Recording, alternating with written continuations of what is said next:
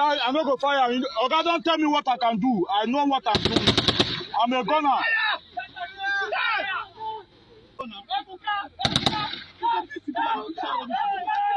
See them, they go. Did you hear that? Ceasefire. Ceasefire for what? Did you hear that? In case you did not hear, let me reverse it. Ebuka, ceasefire. The enemies are almost here. Ceasefire. Who do you think the enemies are? The commander asking a soldier who is at the brink of being killed.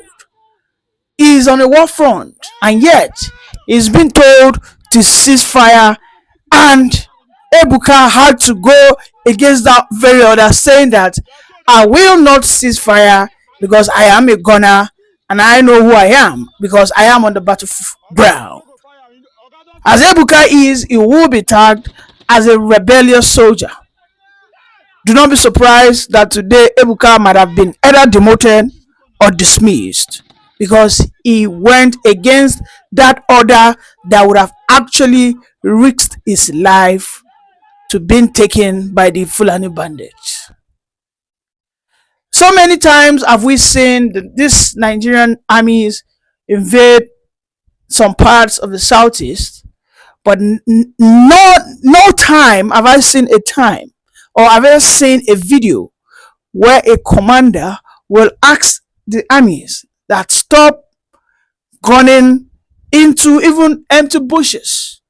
There's so many videos out there that you see the Nigerian officers shooting at blank, just to walls, just into forest. A place that is not as radical as where we saw in that video that Nigerian soldiers or in their numbers are being unalived with no mercy. And this is the problem that we have in that Nigeria, that some people have said that they will not join the Nigerian army no matter how juicy they want to make it sound, no matter how lucrative or no matter how robust the incentive is, that they will not join the Nigerian army. Because why would there be an instruction that you are facing insurgents and a commander is telling you to cease fire? A commander will be telling you to cease fire, knowing fully well that within a snap, a bullet might just fly through your skull and you are gone. Why? What sinister agenda? What is the motive behind that order? Ebuka, are you not hearing your commander? Cease fire now. I said, cease that fire now.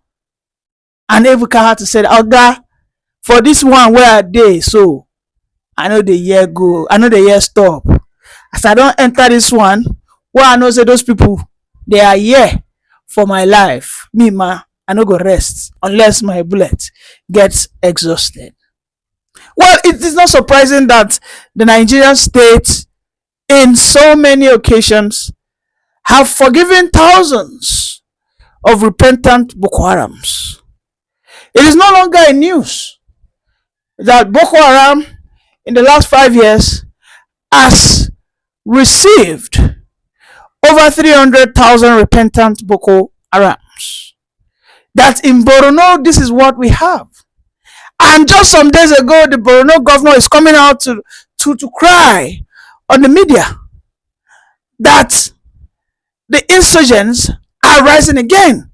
I want to show you that video of Professor Zulu where he is calling the president that they need a quick intervention in Borno State. That indeed Borno is now beginning to fall under, again, is falling into the hands of these insurgents. That those places, those battles that they thought they've won, once again, the monster is beginning to rear its ugly head. This will continue to be the situation. When you find yourself in a state whereby there's no equity, there's no justice, there is nowhere in the world where terrorists will be rehabilitated and released to reintegrate back into the society within that very short period of time. There is nowhere. You will remember that some I think this guy, some Uzbekistan or so. These are people who are very close to Russia. When they attacked Russia sometime early last year, Putin gave that order. And looking at the sophisticated surveillance security apparatus the Russians have, Uzbekistan, they were able to catch those guys within a space of 3 days. You know the instruction Putin gave? Wipe them out. Immediately, he did not pity them. He said, wipe them off the planet Earth. These guys were tortured. These guys were questioned. Who are you guys working for? And immediately, when they gave the information Russia needed, immediately they were what? They were cleaned out of this mother earth. Bring that case back to Nigeria. Over 300,000 repentant Boko Harams, and there has not be that very critical intelligence that will help the Nigerian army and Nigerian DSS to be able to track those that are financing this war against the country. They have not been able to extract the intelligence from those over 300,000 repentant Boko Harams within a period of 5 years. And yet, those guys are now even freed to go back into the society that they once terrorized. Have you seen a lion that tasted blood? And then you say, because you take away the blood for a period of time, that lion will now suddenly be domesticated. These people that are known as the bandits are wild. And no matter how you try to colorize them, no matter how you try to think you can rehabilitate them, the tendencies to go wild has been stuck on their brain.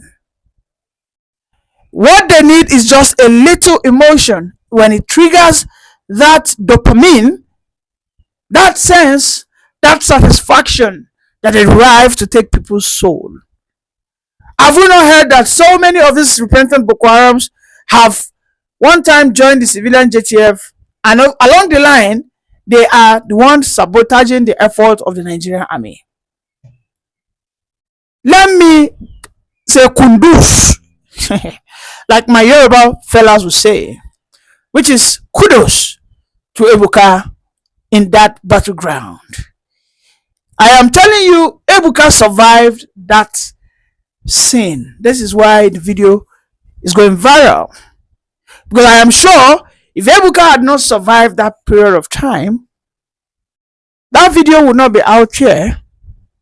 And indeed, even if the video is going viral, it will be written clearly on the video that RIP to a gallant soldier. But what we have there is Ebuka, the strong man, defied a very destructive instruction coming from his commander. We have to be decisive. The indecisiveness of the Nigerian army, because of some elements who have infiltrated the architecture of our security in this country, is why we can see that some people who call themselves Fulani bandits and terrorists are being rehabilitated. However, those that call themselves Biafran Liberation Army are never allowed to rehabilitate. They are just consistently condemned to eternal destruction. I mean, just this morning, Dele Farotimi held a very important seminar where it said that the foundation of Nigeria was built on lies. That Nigeria will only forge ahead into progress if Nigeria can revert back to what we call federalism, just as we had it before the war, where we had about 4 regions: the Midwest, the Western region, the Old Eastern region, Then we had the northern region, and so on and so forth. That then everybody knew their boundaries, everybody knew what it represented.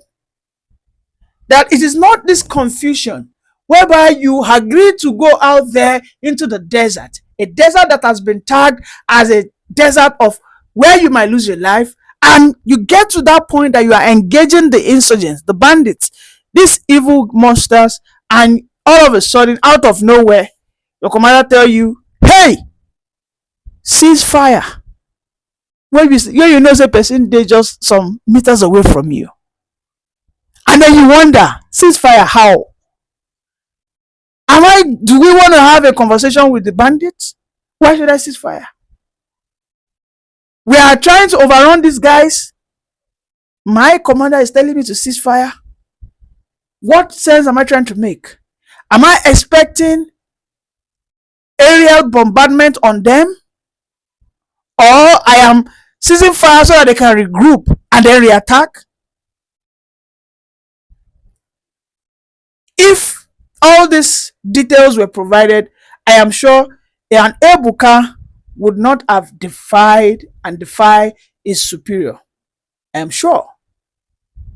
Let us listen to Professor Zulum and then listen to what Dele Farutimi has to say about this event. The recent escalation of Boko Haram attacks across the state is a matter of utmost concern.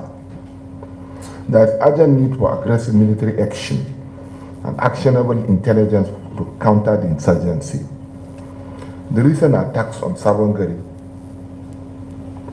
Dambwa, Wulgo, Baga, and Mongono point to the need to up our ante in confronting the Boko Haram insurgency decisively and swiftly. I call on our armed forces to not only mount checkpoints and guard our towns and villages. I also call on our armed forces to take the battle to the enemy. I also call on our armed forces to take the battle to the enemy. We should not grant breathing space to the Boko Haram to regroup, rearm, and carry out attacks on our territory.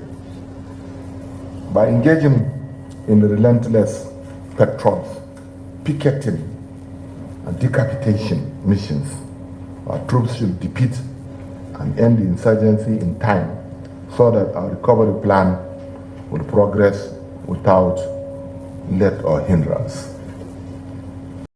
When the batter drum is at its loudest, you know it's coming to the point where it will tear. So yeah, the farther we have walked away from federalism, the closer we have come to the denouement. January 1966 was battered because we walked so far away from federalism. So if you're waiting for an election to save Nigeria, you've lost already. Let me just announce that. The only thing that can save us is a revolution. Did you hear me? Only a revolution can save Nigeria. Because the sum of his lies is that Nigeria has become a place that is unconducive for human existence. It's become hostile. If you sustain the current system, Nigeria will erupt in a civil war. It's already in one. The only problem is that the lines are not defined. But if it continues on its current trajectory, Nigeria will implode. People are dying in the Benue Trough, murdered like dogs. In fact, with less care than you would for dogs.